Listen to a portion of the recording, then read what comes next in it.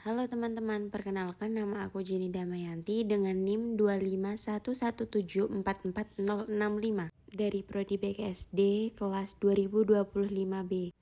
Pada video kali ini aku akan menyampaikan materi tentang suhu dan kalor untuk memenuhi dan melengkapi tugas UAS mata kuliah IPA yang diampu oleh Bu Fit Ardiantama MPD. Nah, apa sih suhu dan kalor itu? Nanti kita akan membahas tentang pengertian suhu dan kalor, perbedaan keduanya, hubungan suhu dan kalor, perpindahan kalor, dan penerapan suhu dan kalor dalam kehidupan sehari-hari. Semoga video ini dapat menambah pemahaman kita mengenai materi suhu dan kalor. Selamat menyaksikan dan semoga bermanfaat. Yang pertama yaitu pengertian suhu. Suhu merupakan ukuran untuk mengetahui panas atau dinginnya suatu benda. Suhu dapat dirasakan dengan indera peraba ataupun sentuhan. Tetapi untuk hasil yang akurat digunakan termometer. Semakin tinggi suhu, benda terasa lebih panas, dan semakin rendah suhu, benda terasa lebih dingin. Selanjutnya yaitu pengertian kalor. Kalor adalah energi panas yang berpindah dari benda bersuhu tinggi ke benda bersuhu rendah. Kalor ini dapat menyebabkan perubahan suhu atau wujud suatu benda. Besarnya kalor dipengaruhi oleh massa benda, jenis zat, dan perubahan suhunya. Nah, selanjutnya ada perbedaan suhu dan kalor. Yang pertama yaitu aspek pengertian. Kalau suhu itu ukuran yang menunjukkan tingkat panas atau dinginnya suatu benda. Kalau kalor, energi panas yang berpindah dari benda bersuhu tinggi ke benda bersuhu rendah karena perbedaan suhu. Yang kedua yaitu ada aspek sifat. Kalau suhu itu tidak dapat berpindah. Kalau kalor dapat berpindah. Alat ukur suhu, termometer. Kalau kalor, kalorimeter. Lalu satuan suhu ada Celsius, Fahrenheit, dan Kelvin. Untuk kalori ada Joule dan kalori. Untuk aspek pengaruh terhadap benda, suhu itu menunjukkan seberapa panas atau dingin benda. Untuk kalor dapat menyebabkan perubahan suhu dan perubahan wujud benda. Yang terakhir yaitu aspek faktor yang mempengaruhi besarnya. Untuk suhu itu tidak dipengaruhi oleh jumlah zat, jenis zat, atau perubahan suhu hanya bergantung pada keadaan benda. Untuk kalor dipengaruhi oleh jumlah zat, jenis zat, dan perubahan suhu. Yang selanjutnya yaitu hubungan suhu dan kalor. Kalor ini dapat mempengaruhi perubahan suhu suatu benda. Suhu menunjukkan tingkat panas atau dingin benda, sedangkan kalor itu energi panas yang berpindah. Jika benda menerima kalor, suhunya akan naik. Sebaliknya, jika benda melepaskan kalor, suhunya akan turun.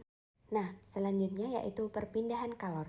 Kalor dapat berpindah dari benda yang lebih panas ke benda yang lebih dingin. Perpindahan kalor ini terjadi dalam 3 cara, yaitu konduksi, konveksi, dan radiasi. Konduksi adalah perpindahan kalor melalui benda padat tanpa memindahkan zatnya. Artinya, yang berpindah hanya panasnya saja, sedangkan bendanya tetap di tempat. Contohnya, saat sendok logam dimasukkan ke dalam teh panas, lama-kelamaan gagang sendok itu akan terasa panas. Yang kedua yaitu konveksi. Konveksi adalah perpindahan kalor yang disertai perpindahan zat atau partikel. Peristiwa ini biasanya terjadi pada zat cair dan gas. Contohnya itu, balon udara bisa terbang karena udara panas di dalam balon bergerak naik. Yang terakhir yaitu radiasi. Radiasi adalah perpindahan kalor tanpa memerlukan zat perantara. Kalor dapat berpindah langsung melalui pancaran energi panas. Contohnya, panas matahari dapat sampai ke bumi meskipun melewati ruang hampa udara. Nah, selanjutnya yaitu penerapan suhu dalam kehidupan sehari-hari. Yang pertama yaitu untuk mengatur suhu tubuh. Termometer digunakan untuk mengetahui suhu tubuh saat kita sakit ataupun setelah beraktivitas. Yang kedua, untuk mengetahui suhu cuaca. Informasi suhu cuaca membantu kita menentukan pakaian yang akan dipakai pada hari ini. Yang ketiga yaitu mengontrol suhu ruangan. AC ataupun kipas angin digunakan untuk menjaga suhu ruangan agar tetap sejuk dan nyaman. Yang keempat yaitu untuk menentukan suhu makanan atau minuman. Suhu makanan atau minuman dicek agar tidak terlalu panas ataupun terlalu dingin sebelum dikonsumsi. Yang terakhir yaitu menyimpan bahan makanan. Kulkas digunakan untuk menjaga suhu bahan makanan agar tetap segar dan tidak cepat rusak. Jadi, suhu menunjukkan seberapa panas atau dingin suatu benda, tetapi tidak berpindah dari satu benda ke benda lain. Nah, yang terakhir nih, penerapan kalor dalam kehidupan sehari-hari. Yang pertama yaitu untuk memasak air. Kalor dari api kompor berpindah ke air sehingga suhu air naik sampai mendidih. Yang kedua yaitu untuk menyetrika pakaian. Kalor dari setrika berpindah ke pakaian sehingga pakaian menjadi rapi. Yang ketiga yaitu menjemur pakaian. Kalor dari sinar matahari berpindah ke pakaian sehingga pakaian menjadi kering. Yang keempat yaitu membuat es batu. Air melepaskan kalor ke lingkungan sehingga berubah menjadi es batu. Yang kelima yaitu penggunaan termos. Termos mengurangi perpindahan kalor sehingga minuman tetap panas atau dingin lebih lama.